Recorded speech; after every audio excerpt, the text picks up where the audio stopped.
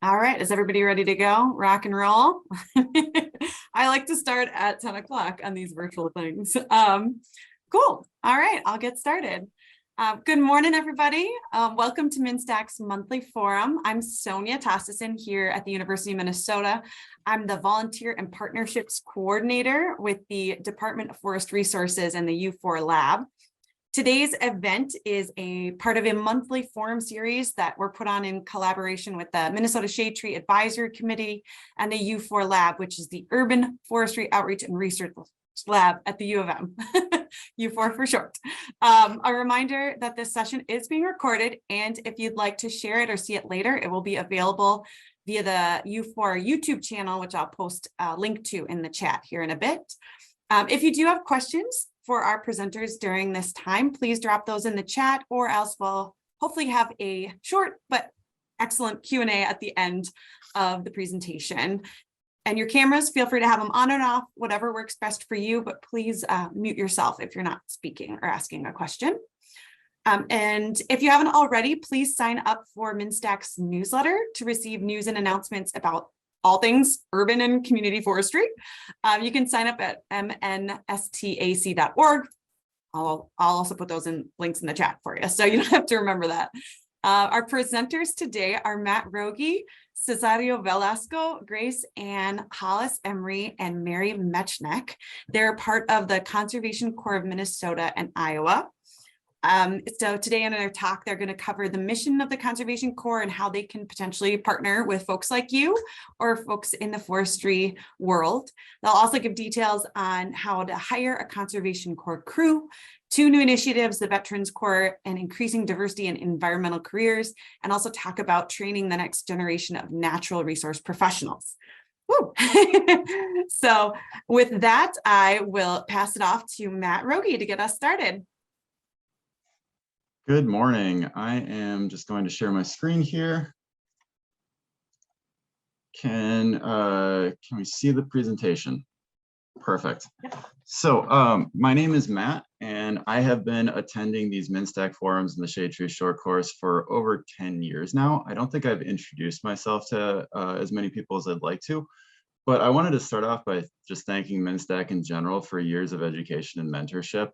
It's that kind of mentorship and teaching that we like to take back to our core members. So these have been really invaluable sessions for me. So I've been working at Conservation Corps Minnesota and Iowa, based out of our St. Paul office since 2016. Previous to that, I was a sales arborist for about 1.5 years. And previous to that, I was managing young adult employment programs at Tree Trust. And while I was at Tree Trust, one thing I realized at some point was that 75% of the staff that I was hiring were core alumni. And, main reasons for that, just great training, people that knew how to work in teams. And so I feel like I've always been on a bit of a collision course with this organization. Just really happy to be here. So also excited here today to present some of our new programs, some of these new initiatives we've been working on the last couple of years, whether it's Veterans Corps or IDEC, and then our traditional programs as well. Also highlight some of our core members and alumni. And just in general, we view partnership as kind of a very expansive word. It doesn't just mean like hiring our crews. We view this as we are doing workforce readiness, job training for the next generation of environmental stewards. And so partnership for us also is about us prepping people to get out in the world so that you can hire them for your positions. So while tabling for Conservation Corps, there's kind of 3 main things that people will come and talk to me about. Frequently, I'll hear about someone's grandfather or great-grandfather that did a civilian Conservation Corps back in the day. Frequently they'll ask if we are the Civilian Conservation Corps, and I regret to inform you that that folded in the 40s, but we trace our DNA back to that. And a lot of the projects that we work on that the old Civilian Conservation Corps was part of, whether it's soil stabilization or forestry improvements, these are the projects that we are still working on today. We sometimes get the, like, aren't you all just off in the woods somewhere? You probably need a shower, doing something with invasive species. And that is occasionally accurate. We do have crews that are off in the woods for long periods of time and emerge and need a shower after tackling some invasive species.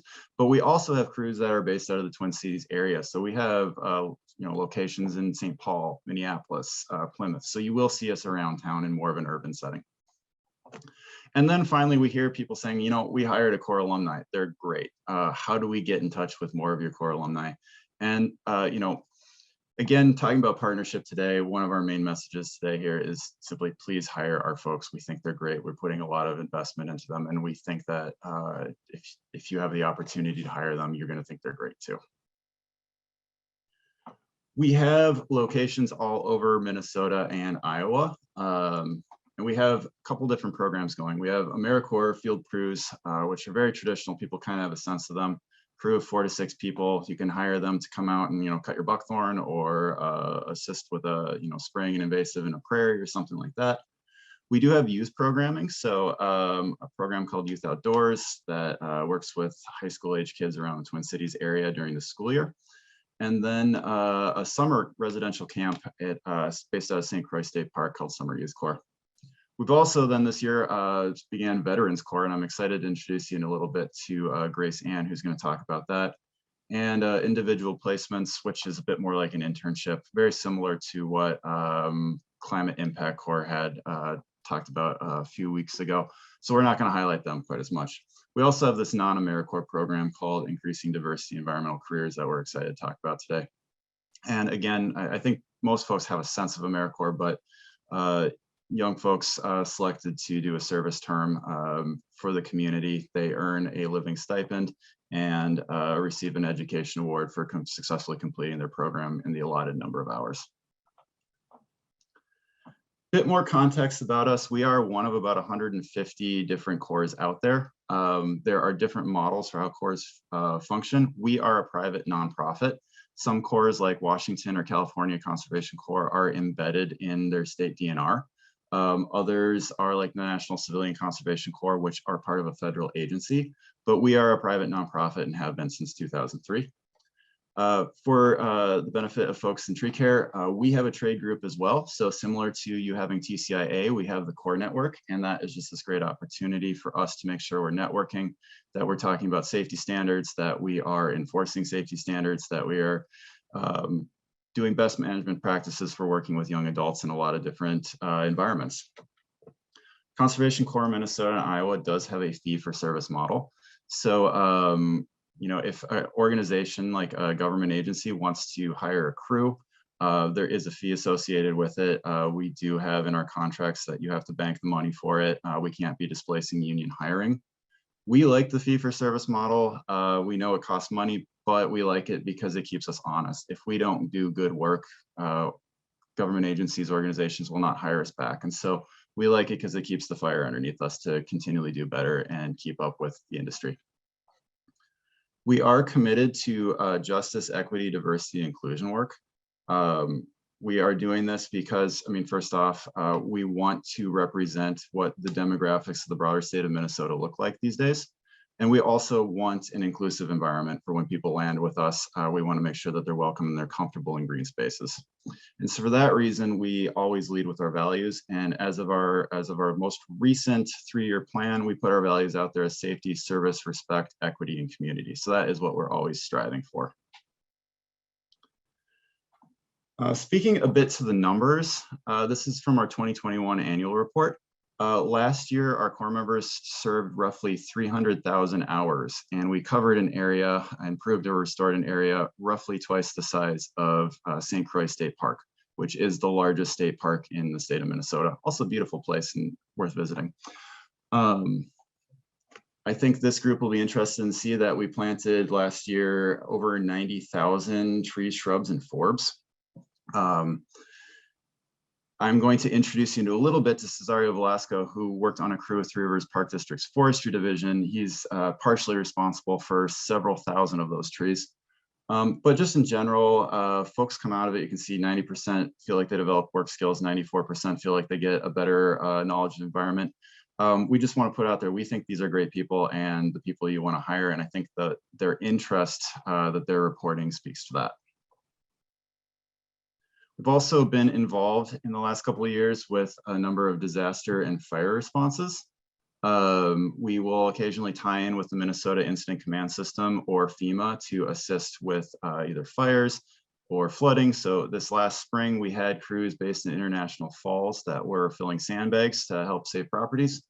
Last year, obviously, the northern half of the state of Minnesota was on fire a good deal of the time. We spent over 8,000 hours out on fire lines, and that included those big federal fires. So the Rock Island, the Greenwood, and the John Eck fires, as well as other fires around the state. And then you remember back to 2017, there was a whole string of hurricanes that came through. We had disaster deployments to Texas, Florida, Puerto Rico, North Carolina, and South Carolina. We also in 2021 did our first disaster deployment for vaccine rollout, and that was in Missouri. I like to point out that picture on the bottom there. The guy in the back row, second from the left, is currently an arborist with the city of St. Paul. He was also an arborist for Davey Tree, one of our folks that has gone into commercial tree care and government tree care. And we're seeing more and more of a trend of that, of our folks going into this. So again, part of the reason why we want to introduce ourselves today. That crew spent about 45 days in Puerto Rico removing down trees from people's driveways and houses and getting them back on their feet. So to accomplish this, we do a lot of training. As you can see from the annual report, 10% of our time last year was spent in some sort of formal training. Some ones in particular that I want to call out is that we're moving towards the S212 chainsaw standard. If you're not familiar with that, that is the federal wildfire chainsaw use standard, and it has also become the standard that, say, like U.S. Forest Service requires for people to operate a saw on their land. We're doing it because we have to, because we operate on federal land quite frequently, but also we think it's a great opportunity to teach to a standard that is, very well understood of, you have to have good face cuts, you have to have good back cuts, plunge cuts, wedge use, and things like that. So we're excited about that. It's going to be a difficult climb, but we are up for the challenge. And then we are developing this leadership model. We recognize that how people lead in the field is just as important as how they work with tools and equipment. And leadership isn't just a person in charge, but self-leadership and whatnot. So we're developing this so that we can develop better curriculum and make sure that we're consistently turning out people that are ready for the workforce, ready for those future jobs in green industries and natural resources. All right, so I would be remiss if I didn't take an opportunity to introduce you to one of our crew members that has worked on a forestry team for a couple of years now. Cesario Velasco served with a team based out of Three Rivers Park District's Nursery and Crowhasset Park Reserve. They planted lots and lots of trees, and so I wanted to introduce you to someone that has been out there planting trees. Cesario? Hey, thank you, Matt. Hey, y'all. My name is Cesario Velasco. I graduated from UMD in 2019 with an anthropology degree. After working in museums, I decided to do something a little different. When I started out, I said to myself, I wanted to step out of my comfort zone and learn all I can, and the Corps helped me do that, and now I'm here. I served 2 terms with the Conservation Corps. Now I'm on the staff side. In the middle, you'll notice we're wearing a lot of helmets, and that's also my crew. I started on that crew in 2021. It was super fun, but yeah, I'm wearing helmets. We have a very strict PPE policy. We take safety very seriously. The photo on the right is we were able to do a tree climbing demo for like one day. It was super fun. We didn't learn how to do it. We can't climb trees. We're not certified to do that, but Three Rivers gave us that training, and they gave us the little bit to just see what it was about. And it was super fun. It was like an awesome experience. We learned a lot on the Conservation Corps. We also work really hard, which you'll see throughout these slides. Next, please.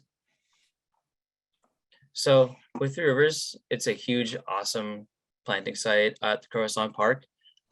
They gather local seed, propagate, then plant these sites. Almost all seeds come from their own parks. I learned to gather, clean, and then plant seeds at Three Rivers and trees at Three Rivers. Three Rivers uses land records from the 1850s to introduce the natural biome of the area in their parks and habit. And they will also grow on 50 different species at a time. On the left, you'll see is the nursery bed where they will harvest these trees for their planting sites. On the right, those are more established, developed trees that will be either used for manicured sites that have already been planted or established to go in parks, whatever. And then they also have memorial trees, which I think is pretty cool. These memorial trees will have a little plaque on the bottom that will go to the recipient. I think it's just a nice little gift and touch that Three Rivers does, and they pride themselves on these a lot, which I think is really touching and nice. Next slide, please. Harvesting is super fun. It's one of my favorite things that I did at the nursery. You'll harvest in the fall and the spring. It's a lot of hard work, but really rewarding at the same time. You'll stand on this machine that you can see here. This person is driving this like machine that just shakes you, and you're standing there just shaking like crazy, trying to pull these trees out of the ground, working really hard, like pulling with all your might, all you can. Super fun. And then they'll take these trees into the cold storage, into a truck that will drop them off, which they will stay for either a week or two, or till all winter in like a suspended animation, which I think is pretty cool. You'll strip all the leaves off, and they'll just make sure they stay just at this perfect temperature where they can't change or develop or grow until they're taken out of the ground and ready to shoot and become full trees. Next, please. So with this as a planting with tree growing, we also have to plant and to water these trees. It's a very demanding job. They will plant 500 trees a day for weeks at a time, which is just amazing to me. And it's awesome to see too. Nursery techs will auger holes in the ground, and then Conservation Corps crew members will then plant the trees. We learned how to work also around heavy equipment and a dynamic work site, which is pretty cool. I want to also, you will also plant trees, okay, my bad. We will plant trees by like mounting them up, pushing them all down. And then once they've like flattened out, we'll set them at the root collar. I and core crew members before me all learned how to set a hose lay and run pumps, which has been super cool. At the end of the day, it's super muddy, but you feel really satisfied knowing that you helped reintroduce a forest from its previous like farmland, which is really cool. And I would like to also end by saying that Conservation Corps crew alums are folks who are curious, coachable, folks that want to learn, and they're hardworking. Thank you, Matt. All right. And so in this past year, we have started piloting a new program called Veterans Corps. Name is pretty explanatory, but I want to take an opportunity to introduce y'all to one of our veterans who is currently serving with us, Grace Ann. So Grace, please take it away. Thanks, Matt. Hi, everyone. My name's Grace. I'm super excited to talk to you about this new program we have going on. It's still a bit of a baby, but we are growing, and we're really excited about the future opportunities that we have. So I really appreciate you giving me the time to talk about it. Let's go ahead and get started. All right, so who are we? The two pictures that you'll see on the left are of myself. I served in the Tennessee Army National Guard as well as the Indiana National Guard for a time. And I served as a combat medic domestically until I was discharged in December of 2014. And then after that, I went on to work in the civilian healthcare field for about 5 years in various settings. I was in nursing homes, I did emergency response, I worked in trauma bay and the ED, so different settings. I was all over the place. And then the two pictures on the right are of my fellow veteran crew member, Carson, and he is currently serving in the Minnesota Army National Guard as a military police officer. We have a third crew member named Jessica, who is serving out of the other South District office in Rochester. And she served for about 3 years as an airman and worked as a fusion analyst. Our fourth member is actually in the audience today, and he is our manager, Scott Shue, and he's kind of the brains of the operation. All right, next slide. Thank you. Okay, so what is the Veterans Corps? Like I said, we're still in the baby stages. We just started June 1st, and I joined June 10th. We're adding a couple of additional members, hopefully. I hear that's possible soon. We are currently operating out of the South District, which operates out of Mankato and Rochester. Currently, the regulations for members who want to join are either military personnel who have served or are currently serving under honorable conditions. And the age range for that is between 18 and 35 years old. Now, that age restriction is a little flexible.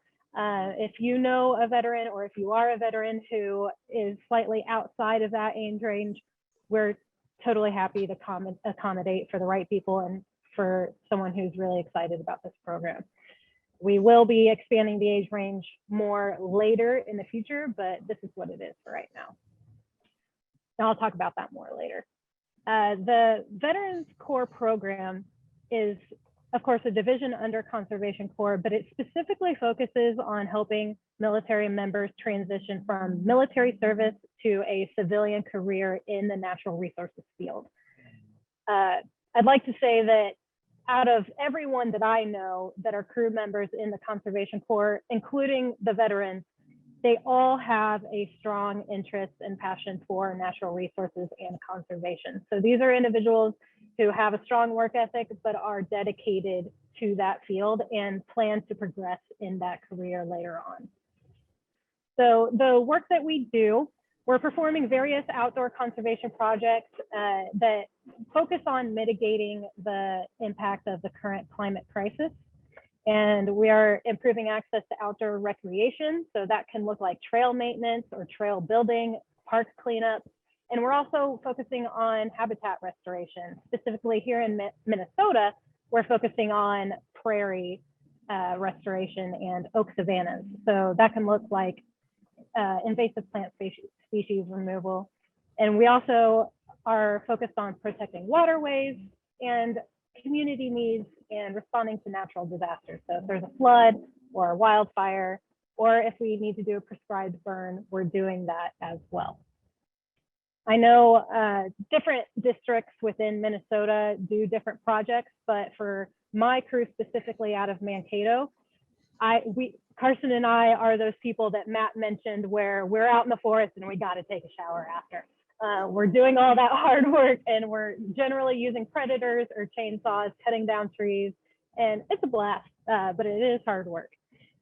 All right, so next slide, please. And I'm sorry, guys, I know there's some background noise. Okay, so why would a veteran want to join the Veterans Corps in the first place? Well, first of all, it helps us connect to that service component. That's something that's ingrained in us as military personnel and as veterans. Our identity is service.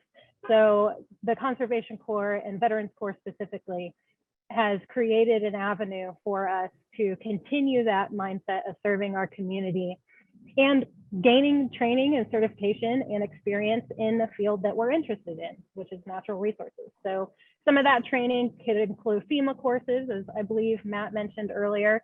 So that would look like National Incident Management Response, or NIMS. We do defensive driving, chainsaw use and maintenance, wildfire response. We also get some CPR and first aid courses. So all of those are critical trainings that will carry us further into that career. In addition to training and certifications, we also have networking opportunities. So every time we're out there in the field doing one of these projects, generally they are hosted by either the DNR, the National Park Service, state parks, other divisions of the Conservation Corps. So that host will generally meet with us and show us what the expectations are, what we're supposed to be doing. But that also opens an opportunity for us to have a conversation and ask them about their journey in this field and dig all the questions out of them. And it's also an opportunity for those organizations to network with us and figure out a way to partner and expand their recruiting as well. Next slide. And a couple other reasons why veterans may decide to join Veterans Corps. The biggest component, in my opinion, is free to Corps. This is a mindset that, again, is just kind of engraved on our hearts as veterans. Like, we just have this strong camaraderie and this bond. When you meet another veteran, you just automatically know that you have shared life experience. And I can attest to when I joined the Conservation Corps, I joined a already existing 3-man crew of the Young Adult Conservation Corps. And they are great guys. They recently either graduated college or they're currently pursuing their degree. And we have a lot of fun. We get along great. And then Carson joined and he's the other veteran. And we just it's a completely different dynamic. We automatically clicked. We knew each other. We knew each other's backgrounds without even having to really talk about it. And it was just an automatic, okay, I know we have each other's back, and I know we're going to get this work done and done right. So that's another awesome component to the Veteran Score. Finally, we of course have benefits. A lot of them are similar to the standard Conservation Corps. We have a monthly stipend. We get all those trainings I talked about. We have a housing allowance. In addition to those benefits, we also have an education award. So when you finish your term, and there are different term lengths that vary the education award, but that education award, I believe, starts around $1,500. I'm not sure, and it can go all the way up to $6,000 if you complete a full term.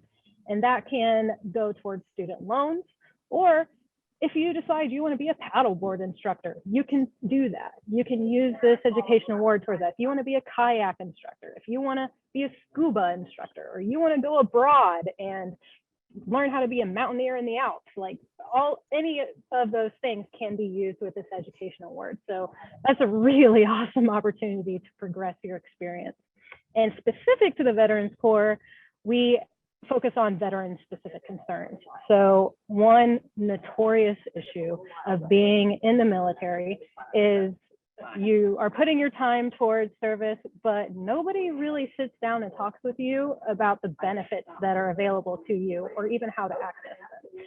It's a very big problem. And when you separate from the military, you're clueless. You have no idea what you can access as a veteran. And this is a really awesome component of the Veterans Corps, that we have partnered with various offices that serve veterans, including the VSO, which is a veteran service office. And I have already, just in my few months of being here, had the opportunity to meet several times with the VA and the VSO, and they've gone through all of this. They've helped me figure out my benefit options with my disability. They've helped me figure out how to get into the VA effectively, because that's not always easy. And, you know, all these different things. So very huge benefit for our veterans in that respect. Okay, next slide. So what are our future plans? For the end of next year, we're hoping to expand to a dozen or 24 members. We're also planning to expand into the Central District or Twin Cities. And we're hoping to add in a special purpose squad. Now, this could be literally anything. I was talking to my manager about this last night even, and we're not really sure what it'll look like, but it could be any kind of special focus group that is specially trained and focuses on a particular type of project, whether that be wildfire response, prescribed burns, waterway management. I know through the young adult, Conservation Corps, we do what's called spikes. And if you have a project that's in a distant state park that's at least 2 hours away, we generally just go there and we camp for the entire week, and then we knock out the project. So that's a spike. So that could be something that a special purpose squad focuses on. Like they just focus on these long-term projects. For 2024 to 2025, we're hoping to increase our numbers to up to 36 or more. We will be statewide in Minnesota. That we also plan to mirror the Conservation Corps, and that will spread into Iowa as well. And we have 2 other divisions that we're hoping to add: the Native American Veterans Corps Squad and the Bellator Veterans Squad. Native American one is self-explanatory. We already have conversations going with one of the tribal nations here. It's in the works. Nothing is concrete yet, but we're super excited about this. Me specifically, with my ancestry, it just, you know, hits me in the heartstrings. But also as a veteran, because as we all know, Native Americans are often forgotten and left behind in a lot of areas, and that's not different as far as veterans go. And surprisingly, or not surprisingly, Native Americans serve at a much higher percentage than any other minority group. So we are very excited to not only bring them in and help advance their careers in natural resources, but also just gain from their wisdom. They know what they're doing when it comes to Conservation Corps. They are the experts when it, or not Conservation Corps, but conservation specifically and environmentalism. They know what they're doing. So very excited to gain their wisdom. And the Bellator veterans is a term that we have coined for those veterans who are navigating life without a permanent house. So these would be what you might call homeless veterans, but we have decided to go away from that terminology. And we're really just excited to bring those veterans in who are also often forgotten and give them an opportunity to navigate civilian career life. In 2025 to 2026, sorry about the background noise, we're also hoping to add 2 more groups. One would be the second chance veterans, who are veterans who served honorably or discharged honorably, but they struggled to transition from military life to civilian life, and that involved getting in trouble with the law. These are veterans who have already paid the restitution, they've done their time or whatever they needed to do to get in good standing with the law, but they need that extra push to get into a career. And Conservation Corps and Veterans Corps specifically hopes to rein them in and give them an opportunity to have a rewarding career in the natural resources field. And also we want to add in senior veterans.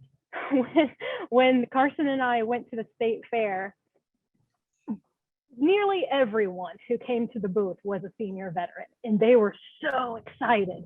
They were telling all these stories about how their dad was in the first crew that Conservation Corps ever had, and how it was more rewarding than their own military service, and all these awesome stories about their experience with the Conservation Corps. So we're really excited because we know that seniors are able-bodied. We know that they want to serve. We know that they're probably retired and they just want to do something that matters. So really excited to add in senior veterans as well within a few years. All right, next slide.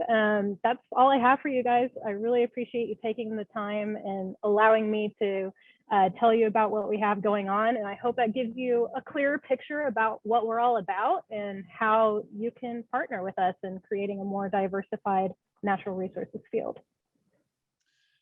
Thank you, Grace. I know, speaking of hired people, there's times when you're like, man, it would be really awesome if we could hire more veterans, and sometimes it's hard to even know where to start. So that's another thing why we're excited to have this Veterans Corps to start training people in this, and hopefully folks out in natural resources and green services are going to be able to contact us and get in contact with awesome folks like Grace. Absolutely. So we also started a program a few years ago. This is our first non-AmeriCorps program. So not the education awards and stipends. This is a much more of a mentoring program for folks in college. So we started this program, I think maybe 3 years ago, Increasing Diversity in Environmental Careers. And I would like to introduce you to Hollis Emery and Mary MnSTAC from that program. Hi, thanks, Matt. Hi, everyone. Thanks again for having us. My name is Hollis Emery, and as Matt said, joined here today by another Conservation Corps staff member, Mary MnSTAC. Mary is new to her staff role at the Corps. She's going to be the primary program coordinator for this moving forward. Because she is pretty new, and I have had the honor to be involved in this program for a number of years, including the planning phase. I'll take the lead on just kind of explaining today, but really happy that Mary is here. She's got so much great experience. It's going to translate to really amazing support for students, and I'll show you what kind of support we're looking for to offer students. So as Matt mentioned, this is not an AmeriCorps program, and we're sort of, we're very targeted at college students with this. With our other programs, we have a lot of people who are kind of maybe recent college graduates, maybe some people who've graduated high school and are kind of figuring out what they want to do next. And because our field programs are a full-time commitment, that's the best fit for them. So when we think about new program opportunities, we're looking for kind of populations that we're not necessarily currently serving in that same way. And so college students emerged for us. So this really is a college to workforce pathway. And for students specifically from communities that have been historically marginalized, excluded in the natural resources fields, we recognize that there are some systemic factors at play, and really thinking intentionally about what we can do to address those heads on. We, in recruiting participants for IDEC, we're looking for students who are pursuing STEM degrees at state and tribal colleges and technical schools. Our hope is that we're reducing, eliminating some of the barriers to successfully completing degrees and obtaining employment. So that can be everything from just the financial barriers that may prevent somebody from finishing a degree. We'll work with people on time management, kind of balancing their work, their life, their studies, so that they're able to feel like they can really successfully complete their degree. And then along the way, as they're with us in their college career, they're also getting some hands-on experience. So our hope there is that we're really building that in so that when they graduate, they are prepared for some of those entry-level jobs. So we do that through kind of an academic fellowship experience, other learning opportunities, paid internships, and just any kind of experiential on-site learning opportunities that we might come across. And that may be an area for folks on this call for us to collaborate.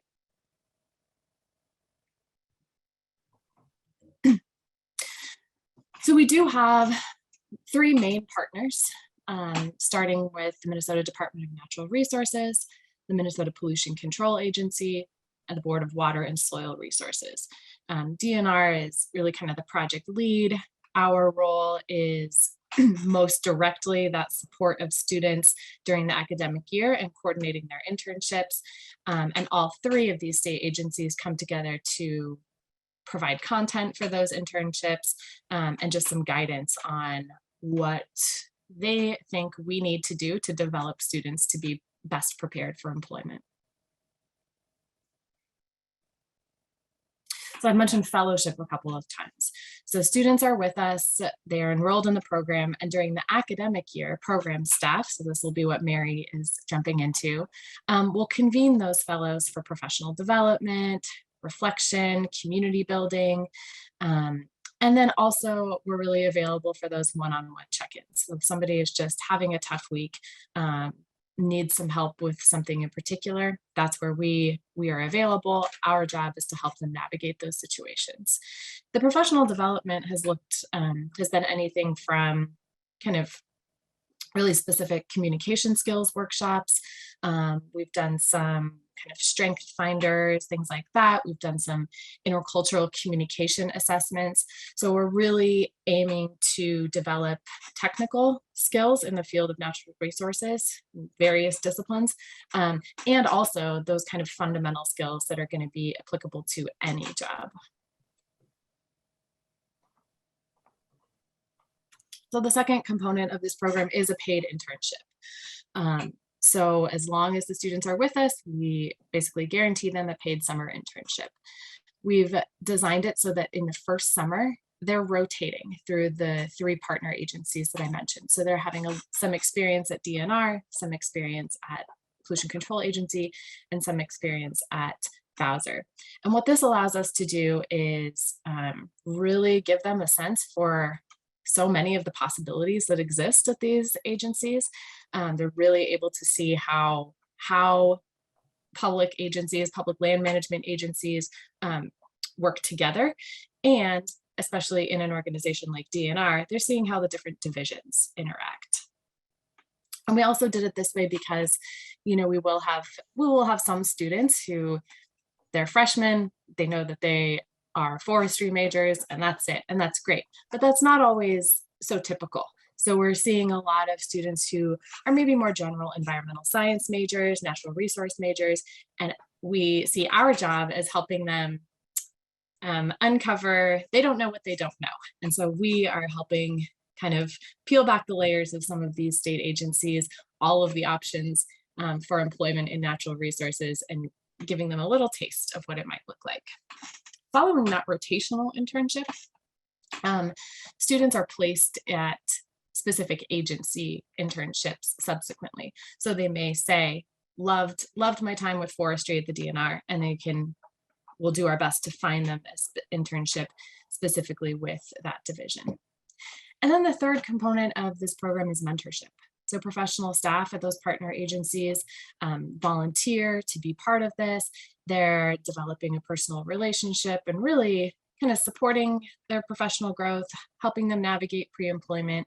The idea is that they were once kind of in the shoes of the fellows and can offer some advice and support from that perspective. So our goal then is for IDEC graduates to find meaningful employment or go on to pursue additional education. We're absolutely seeing some of that with our graduates. But we've also had, one member went right into a job at Pollution Control Agency. Great. We have another member who is going on to serve with Green Corps, part of Minnesota Pollution Control Agency.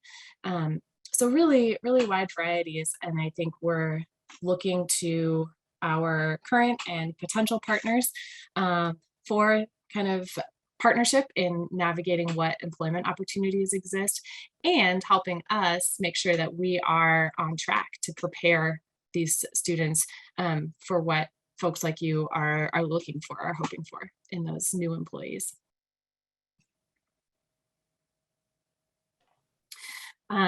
So because our current members are in school, we couldn't quite work out schedules to have one of them present to you directly, but I did want to spotlight Emma.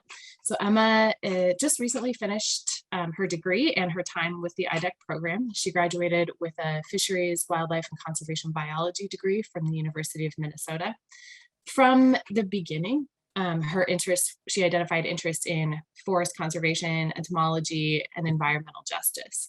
And so really can see here, and this testimonial on screen is directly from her, but she really, she got what we hoped she would get out of that first rotational internship, was just a lot more understanding of what these different agencies do. She opted for that second year placement agency placement internship, kind of wildlife focused with DNR, and really continued to build those skills. She actually did spend a little bit of time on the commercial tree care side of things, but is just about to start a new role as volunteer coordinator for the Mississippi Park Connection. And so she's really going to be working toward developing the urban canopy, but also getting to kind of employ her interest in working with people and sharing her passion. So I think this is a really great role for her, and we're really excited for her. So that's what I have for that. Really appreciate, again, your time, and we're excited to be able to share this program. As I said, we have these kind of three main partners, but particularly in our role in supporting students throughout the academic year, we're always interested in finding new organizations to make connections to, new people to make connections to, so that we can share, sort of expand the network. And I just wanted to, I think Grace Ann said something that I thought was interesting when she was saying that they have the opportunity to network with partners, and partners have the opportunity to network with them. And I think we really see that with this program as well, which is that our agencies and our agency partners are really developing a more sophisticated understanding of what being in this field looks like and is like for people with different identities. So we're working through situations where we say maybe somebody is really interested in a forestry position, but has some very real safety concerns about some of our more isolated positions. And so we're all really, I think, able to learn, and that's one of the great things about this program. Thank you, Hollis. Yeah, and just again, thinking expansively with partnership, it's not just about hiring crews, it is about how we can get our core members to engage with folks in the industry, including, municipal forestry and including commercial tree care, because you have careers out there. And again, we're training people, we're hoping we can move them into your sphere. So how can we partner? It isn't just about hiring crews, but if you are a government or a nonprofit agency, you can hire our crews. Full disclosure, I think a lot of our calendar year is pretty booked up for 2022, but if you're looking to start a connection for 2023, you can go to our website, www.conservationcorps.org. In the top middle of the screen in the bar there, there's a drop-down bar that says partner. And if you click on that, it's going to take you to a page where you can fill in a project request form. It's a pretty easy process. Some things that we just like to be clear with government agencies. It says in our contracts, like we can't be hired and to the exclusion of, say, like, union hiring or something like that. And just in general, since there may be some commercial tree care company folks in here, we try our hardest to not interfere with you. We don't want to get into any private properties. We try and leave that to y'all. And, we're probably not going to be out there bidding on like the big municipal pruning jobs or things like that. We want to play well with you so that you will hire our folks. So that is a huge part of partnership for us as well, to just basically be good citizens in the green industries. Another thing you can do is tell people about the Corps. So again, if you go to the website, www.conservationcorps.org, in the top right, there is a join link. People can click on that and they're going to see all our open positions. So for instance, right now we have positions open with Veterans Corps. So if you are connected in a veterans community and you have heard Grace Ann and thought, this sounds like something that, my colleague or friend or associate or family member who is a veteran might be interested in, please send them to our website so they can check that out. Like what we're doing for Grace Ann with Veterans Corps, we would love to do that and expand that. So if that's in your network, that's great. If you are knowing young people who are from underrepresented groups in natural resources that are looking at college degrees and want more support, we also have applications up for the IDEC program currently.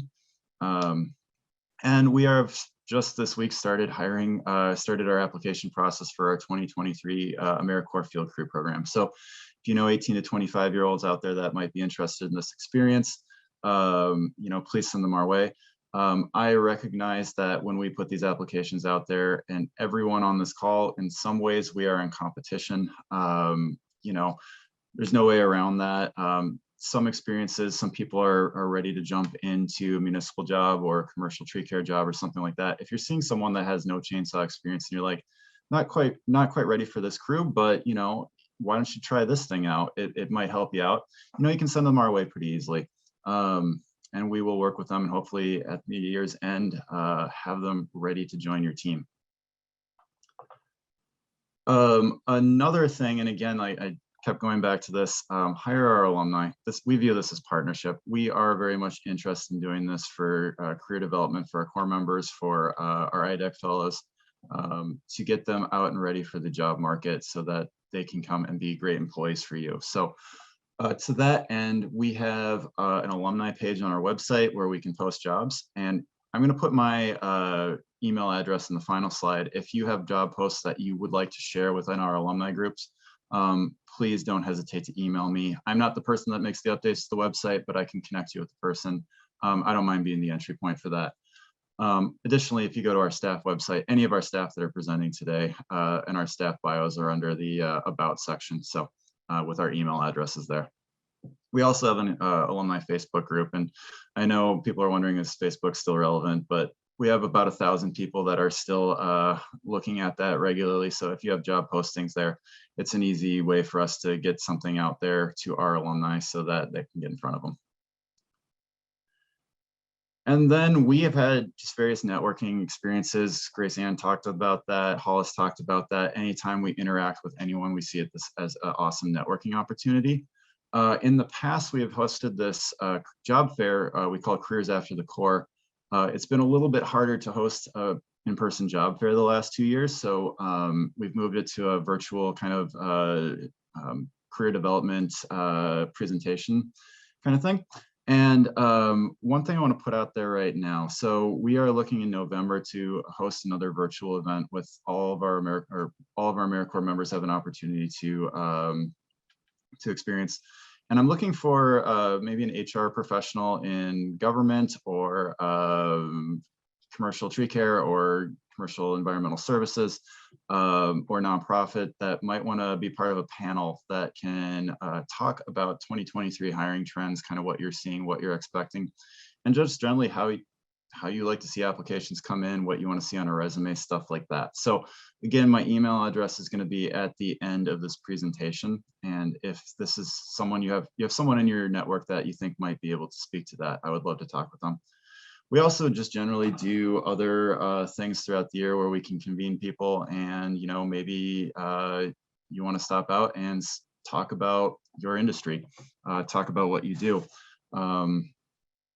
Again, we would love to network. We would love to partner in that regard as well. It isn't just about hiring crews. It is about educating our folks about, you know, next careers, next steps, what have you. All right, so we wanted to end with some kind of final food for thought, some employment trends that we are looking at anticipating over the next couple of years. So this is one that I don't think anyone wants to hear. There is going to be a shrinking talent pool. And what we mean by that is if you go back 18 years from 2025, 2026, you will hit the Great Recession. And that was a point in time when birth rates in the United States dropped. So there are going to be less young people out there. Obviously, that is a concern for everyone that might rely on young adults to do work. And we all know that you know, urban forestry, conservation, all these are somewhat youth intensive projects. So this is going to be an interesting challenge for everyone to face. But also there's going to be this increased desire for diversity in workforce and talent. And like I said, you know, there's a lot of employers out there that might be saying like, you know, I'd like to hire more veterans, or we're not really hitting, you know, the numbers that we would like to get in terms of like, you know, diversity, equity, inclusion hires. How do we expand this? These are things that we're thinking about, or things that we think everyone should be thinking about because of that traditional like employment pool is going to be shrinking. So we're going to have to be, I think, better. I think if there's a good reason for us to start thinking more about greater equity in our green spaces and in our green industries, it is because it's do or die. We're going to have to be better. And then when we bring people in, we want to be inclusive. We're looking at this at Conservation Corps and seeing that conservation, a lot of efforts are funded by the sales of, like, say, fishing and hunting licenses. And the demographic of hunters in Minnesota is changing with more and more, say, in the folks in the Hmong community coming in and wanting our, you know, natural resources management workforce to look more and more like those people that are using those green spaces. And wanting it to be an inclusive place when they get there, because this is what we will depend on to have functioning green spaces going forward. Apart from that, just, you know, we work with young people. Inclusion work is really important. You really can't fake it. So it's kind of important for us. And then we're also seeing that trend of younger generations looking to gain practical hands-on experience, that it's not just about the college degree. You know, I think it's great seeing in the last couple of years within commercial tree care, you know, looking at the apprenticeship programs. We're not currently really a part of that, but we want to train people so that they can jump into those things pretty immediately and give them those hands-on training. So to that end, we're going to keep on training those folks that come through our program. We want to keep developing their professional skills and certifications. And again, we're committed to that justice, equity, diversity, and inclusion work, because we want people to be equipped to be future leaders and strengthen the workforce going forward. Some just generic questions that we would throw out there. I know that when I talk to folks out in this industry, in MnSTAC community, there are trainings that people oftentimes look for, like, you know, can you get people CDL? Like, we probably can't get our core members CDL, but, you know, we're always interested in conversations on how we can better train folks. If there's something you're seeing that you're thinking like, you know, this is going to be really important going forward, again, we would love to talk to you. We love to partner with everyone. We want to talk with everyone. So Oh, you know what? My screen seems to have disappeared my email address. So I'm going to put this in the chat right now, and we can open this up to questions. Yeah, feel free. Thank you so much. That was awesome information. Yeah, feel free to pop in the chat if you have questions or unmute yourself. I will also be putting the Google survey link for those of you that want ISA CEUs. So I'll pop that into the chat as well. So that will be open for those of you viewing this live today. I would also mention that our grant manager is on the meeting right now, and she just asked me to put in a plug for partnering on grants. So if you have, you're an agency that wants to partner with us, you can meet our grant manager, Jody, and we can work on that. Anybody have any questions? I'll also put the links that I posted earlier for those of you that joined late in to connect. Yeah, we are very excited about the new core programs too. I mean, we've run kind of similar programs for many years, and just, can't stay stagnant for too long. You got to try new things. You got to bring more people to the table, and that's really what we're interested in.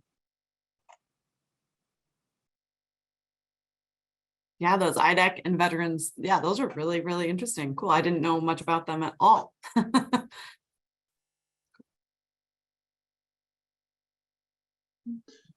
Maybe I can put it out there as like a non-rhetorical question at this point. Is there training that you want to see folks get before they enter the workforce at your job sites that you think we can help with?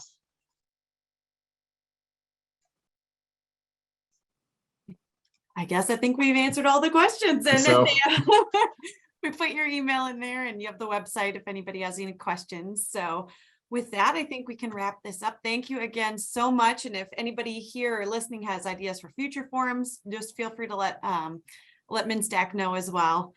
Otherwise, thank you so much. All right. thank you. All right, we'll complete it. Everybody Thanks, have a everybody. wonderful day. All right. Bye-bye.